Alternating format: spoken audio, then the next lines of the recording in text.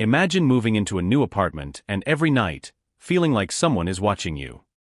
Every night, at 2 a.m., an inexplicable presence wakes you up, filling you with fear and unease. This was my daily nightmare until I uncovered the tragic history of the young woman who died in my room. In this video, I'll share how a simple feeling of being watched turned into a terrifying experience that disrupted my peace and strained my relationship with my mother. I'll tell you about the visit from a nun, an episode of sleep paralysis, and the dark past of our apartment that changed everything. Want to know how an unexpected approach brought peace back into my life? Get ready for a journey of mystery, fear, and empathy. If you love real-life horror stories and mysteries, don't forget to like this video and subscribe to the channel for more chilling tales. Are you ready to unravel this mystery together? 2 years ago, my family and I moved into a new apartment.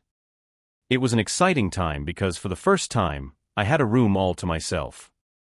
I was thrilled about the privacy and the chance to decorate it however I wanted. But right from the start, I couldn't shake the feeling that something was off about the place. From the very first year, I always felt like I was being watched in my room. It wasn't just a random feeling now and then. It was constant, especially at night.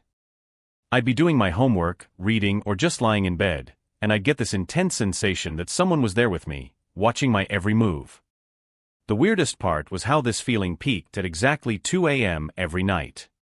I could tell when it was 2 a.m. without even looking at my phone or the clock. I'd be lying there, starting to drift off to sleep, and suddenly, I'd just know it was 2 a.m. The room would feel colder, and the sense of being watched would be almost unbearable. It got to the point where I dreaded that time of night. I'd lie awake, staring at the ceiling, trying to ignore the prickling sensation on the back of my neck. I even tried sleeping with a nightlight, but it didn't help. The feeling was always there, no matter what I did. For some reason, it became clear to me that whatever was watching me was a young girl. I don't know why I thought that. Maybe it was something about the energy or the vibes in the room. I just had this strong, inexplicable sense that it was a girl around my age, maybe a bit older. As the months went by, this feeling didn't go away. If anything, it got stronger. I'd hear faint noises sometimes, like soft footsteps or the rustle of fabric, but whenever I checked, there was nothing there.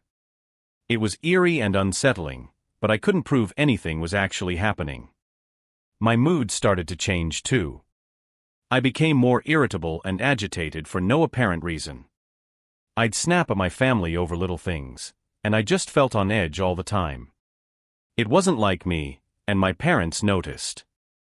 They thought it was just teenage hormones or stress from school, but deep down, I knew it was something else. I started having more arguments with my mom. We used to get along pretty well, but now we were clashing over the smallest things. It was like the atmosphere in the house was affecting our relationship. I felt guilty about it, but I couldn't help how I was feeling. One day, things got so bad that I finally told my parents about the feeling of being watched. They were concerned but tried to reassure me that it was just my imagination. They suggested I try to focus on other things and not let it bother me so much.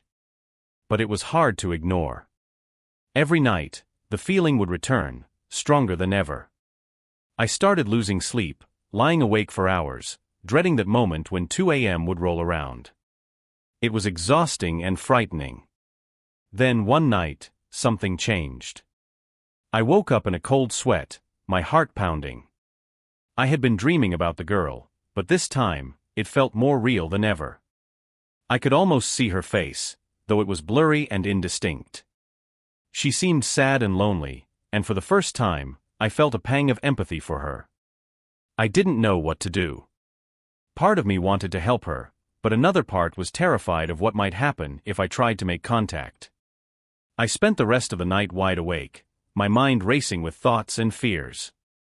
That's when I knew I had to do something. I couldn't go on living like this, constantly on edge and afraid. Something had to change, but I had no idea where to start. As the weeks turned into months, my mood continued to worsen. I was always on edge, feeling strangely agitated all the time. It was like a cloud of negativity hung over me, and no matter what I did, I couldn't shake it off. I found myself snapping at my family over the smallest things, which wasn't like me at all. My relationship with my mom started to deteriorate. We used to get along pretty well, but after moving into the new apartment, everything changed. We argued constantly, usually about trivial things that didn't matter. I felt bad about it, but I couldn't control my irritation. It was like something inside me had shifted. The constant feeling of being watched played a huge role in this change. It gnawed at me day and night, making it hard to focus on anything else. I'd try to do my homework or relax with a book, but the sensation was always there, lurking in the background. It was exhausting. At school, I found it hard to concentrate. My grades started to slip, and I felt disconnected from my friends. They noticed the change in me and asked what was wrong, but I couldn't bring myself to explain. How do you tell someone that you feel like you're being watched by a ghost in your own home? Sleep became more elusive. Every night, I'd lie awake, waiting for that dreaded moment when the clock struck 2 a.m. I'd close my eyes and try to will myself to sleep, but the unease was too strong. When I did manage to fall asleep, my dreams were filled with shadows and whispers, making me wake up even more tired than before. The lack of sleep and constant anxiety took a toll on my mental state. I felt like I was losing touch with reality. Was this all in my head, or was something truly haunting me? I started to doubt myself, which only added to my frustration and fear. My mom tried to help. She noticed my worsening mood and suggested we spend more time together, but our attempts always ended in arguments. It felt like the house itself was driving a wedge between us. I started to avoid her, retreating to my room as soon as I got home from school. One evening, I overheard my parents talking about me. They were worried, and I could hear the concern in their voices. My mom mentioned taking me to see a therapist, but my dad thought it was just teenage angst. I wanted to tell them everything, but I didn't know how to explain the unexplainable. The weekends, which used to be a time for relaxation, became a source of stress. I'd hear the faint sound of a child's laughter or whispers when I was home alone, cleaning or doing chores. It was so clear and distinct that I'd often stop what I was doing and search the house, but there was never anyone there. The worst part was that no one else seemed to notice anything strange. My siblings were too young to understand, and my parents were too preoccupied with their own lives. I felt completely alone, trapped in a situation that was slowly driving me mad. One night, in a rare moment of peace, I decided to confide in my older brother. I told him about the strange feelings and the sense of being watched. He listened patiently but looked skeptical. Maybe it's just stress, he suggested. Moving to a new place can be tough. I wanted to believe him, but deep down, I knew it was more than that. The agitation, the strained relationship with my mom, the constant feeling of being watched, it all pointed to something beyond just stress. I was desperate for answers, but they seemed just out of reach. As the first year in the apartment came to an end, I was more agitated than ever. The presence in my room was a constant source of dread, and my mental and emotional state continued to deteriorate. I knew something had to change, but I had no idea what to do. All I could do was hold on and hope that somehow, things would get better. One day, my parents decided to invite a nun to cleanse the house. They had heard about our troubles and thought a spiritual cleansing might help. I wasn't sure how I felt about it, but I was willing to try anything to get rid of the uneasy feeling in my room.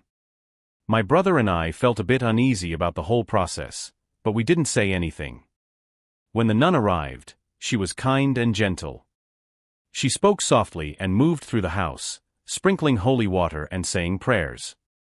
My parents followed her, nodding and murmuring in agreement. My brother and I watched from a distance, feeling a strange mix of hope and skepticism. The house seemed to hold its breath as she worked, and for a moment, I dared to hope that this might actually help. As the nun moved from room to room, I noticed a change in the atmosphere. The air felt heavier, almost charged. My brother squeezed my hand, and I could tell he felt it too. We exchanged worried glances, but remained silent. When she finally reached my room, I held my breath, watching as she sprinkled the holy water and recited a prayer. After she finished, she smiled at us and assured my parents that everything would be fine now.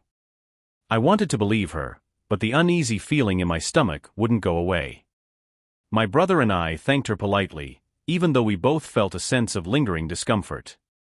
As soon as she left, a wave of exhaustion hit me like a ton of bricks. I had never felt so overwhelmingly tired before. I stumbled to my bed, barely making it before collapsing onto the mattress. My eyes felt heavy, and before I knew it, I was drifting off to sleep. But it wasn't a peaceful sleep. Almost immediately, I found myself in the grip of sleep paralysis. I couldn't move, couldn't speak. It was as if my body was frozen, and all I could do was lie there, trapped in my own mind. It had been years since I last experienced sleep paralysis, and it was terrifying to have it happen again, especially on the same day as the nun's visit. My mind raced, trying to make sense of it. Was it just a coincidence, or was there something more to it? The sense of dread I had been feeling returned tenfold, and I struggled to wake up, to break free from the paralysis. In the midst of the paralysis, I felt a presence in the room.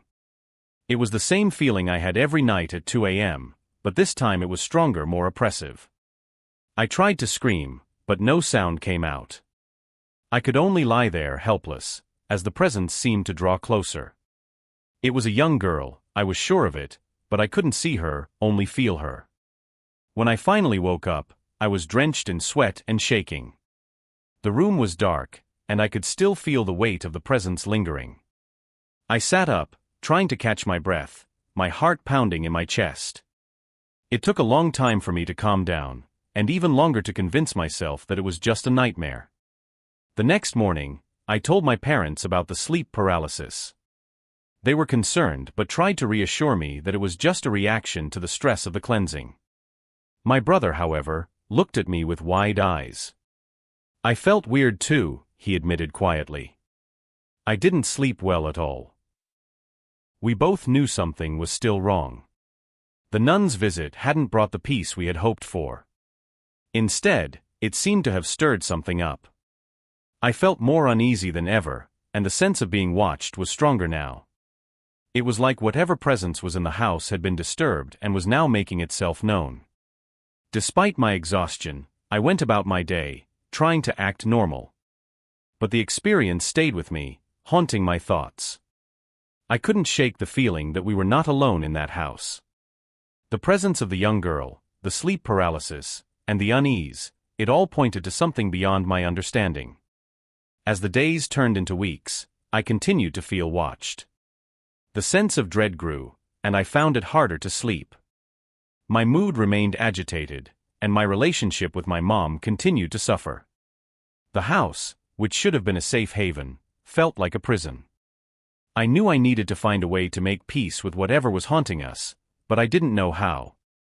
All I could do was hope for a resolution, some way to bring an end to the nightmare. A few months later, I was visiting my grandmother for the weekend. We were sitting in her cozy living room, chatting about life and how things were going. Somehow, the conversation turned to our new apartment. I mentioned the strange feelings I had been experiencing, and my grandmother's expression grew serious. "Did your parents ever tell you about the previous owner of that apartment?" she asked, her voice low. I shook my head, feeling a knot form in my stomach. She took a deep breath and began to explain. The apartment was sold to your parents at a very low price because of its history. The previous owner was a young woman in her 20s. She died in that very room you're staying in.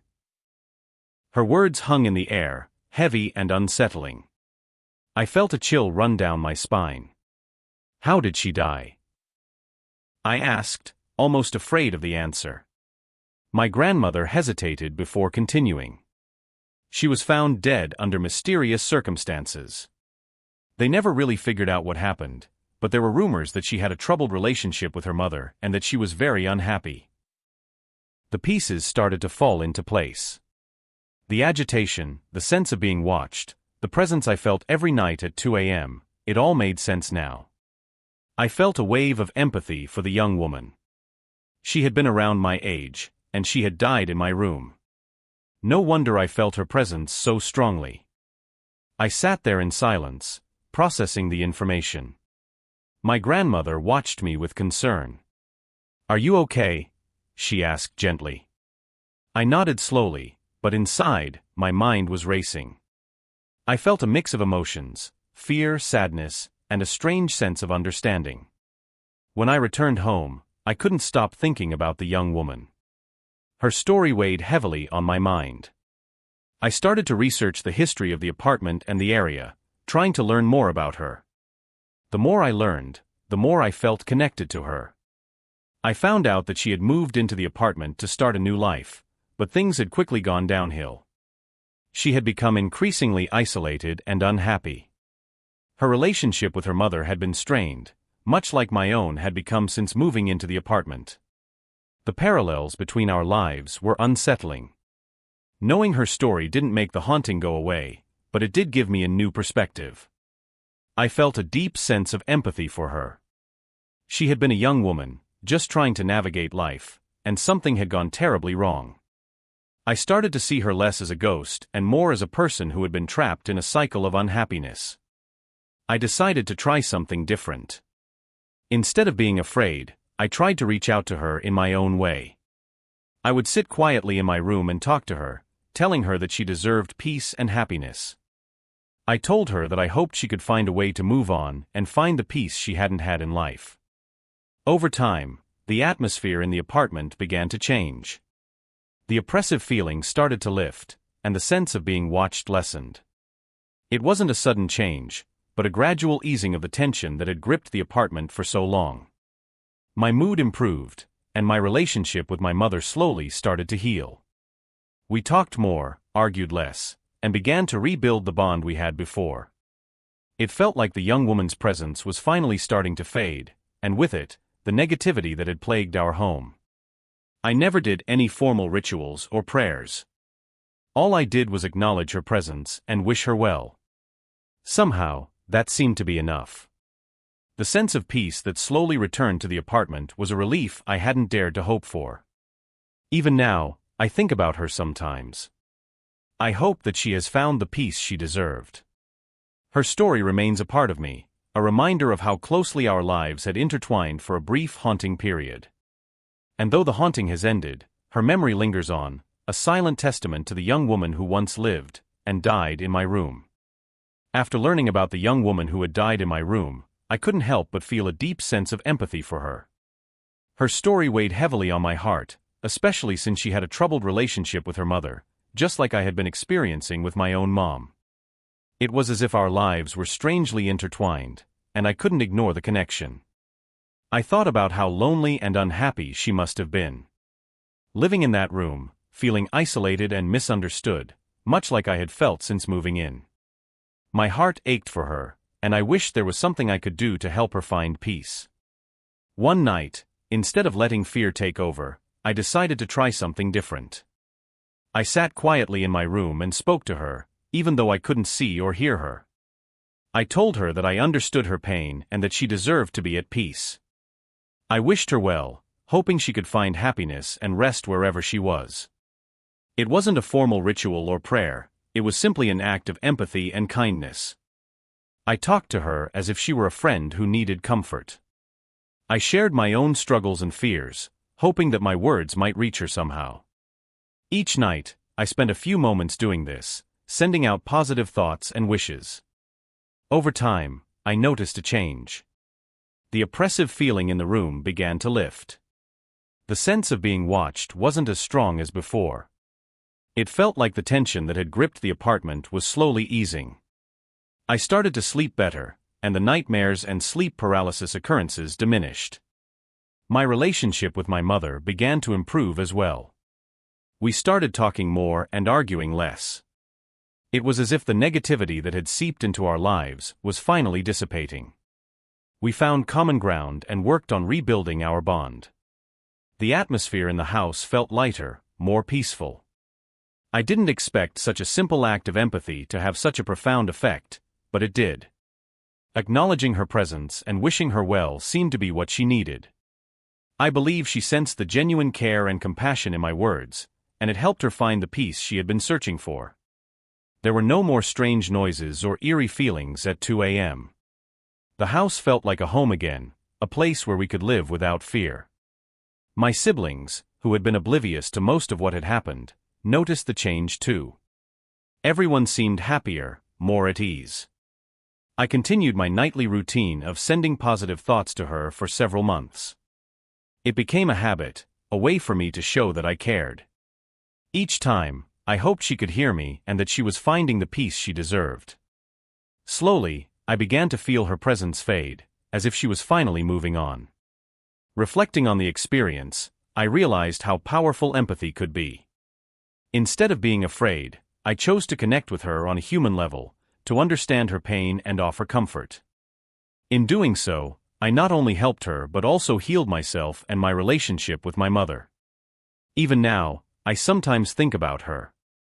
I hope she found the peace she was searching for and that she knows someone cared about her.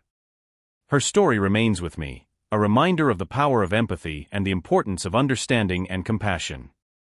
Life in the apartment returned to normal. The fear and agitation that once haunted me were replaced with a sense of calm and resolution. We continued to live there for several more years without any further disturbances. It was as if the house had been cleansed, not by rituals, but by simple human kindness. The experience taught me a lot about empathy and the impact it can have. It showed me that sometimes, the best way to deal with fear is to face it with understanding and compassion. And in doing so, we can bring peace not only to others but also to ourselves. After wishing her well and sending positive thoughts each night, I noticed a significant change in the atmosphere of the apartment. The oppressive feeling that had haunted me for so long began to fade. I no longer felt the eerie sensation of being watched, especially at 2 a.m. It was as if the young woman had finally found peace and moved on. With her presence gone, my mood improved dramatically. The agitation and constant sense of dread that had plagued me disappeared. I felt lighter, happier, and more at ease in my own home. It was a relief to be able to relax in my room without the lingering fear that had been my constant companion. My relationship with my mother also saw a remarkable improvement. Without the tension and negativity that had been affecting us, we started to communicate better. The arguments and misunderstandings that had driven a wedge between us became less frequent. We found ourselves laughing and talking like we used to, rebuilding the bond that had been strained. The entire house felt different. It was as if a dark cloud had lifted, and a sense of calm had settled in. My siblings, who had been largely unaware of the haunting, seemed happier too. The whole family felt the positive change, even if they didn't fully understand its cause. I continued to think about the young woman from time to time, but not with fear. Instead, I felt a sense of compassion and understanding. I hoped she had found the peace she deserved.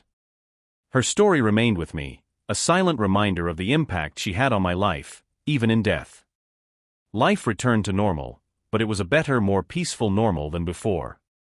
I no longer dreaded going to bed at night, and my sleep improved.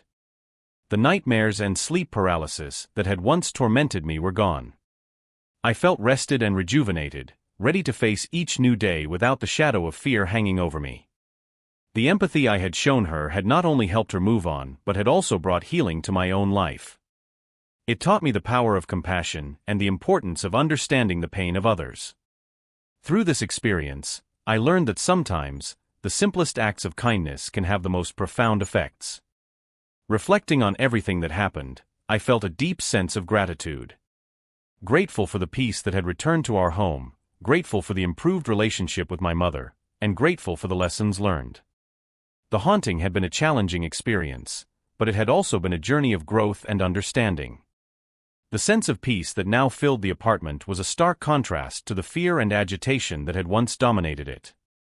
We continued to live there for several more years, enjoying the calm and comfort that had been restored. It became a true home again, a place where we felt safe and happy. In the end, the haunting had resolved not through conflict or fear, but through empathy and compassion. It was a powerful reminder that sometimes, the best way to deal with the unknown is with an open heart and a willingness to understand. This approach not only helped the young woman find peace, but also brought healing and harmony to my own life. As I look back on those years, I am reminded of the strength and resilience that empathy can bring.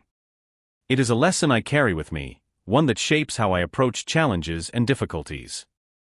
And while the haunting is now just a memory, the peace and understanding it brought will stay with me forever.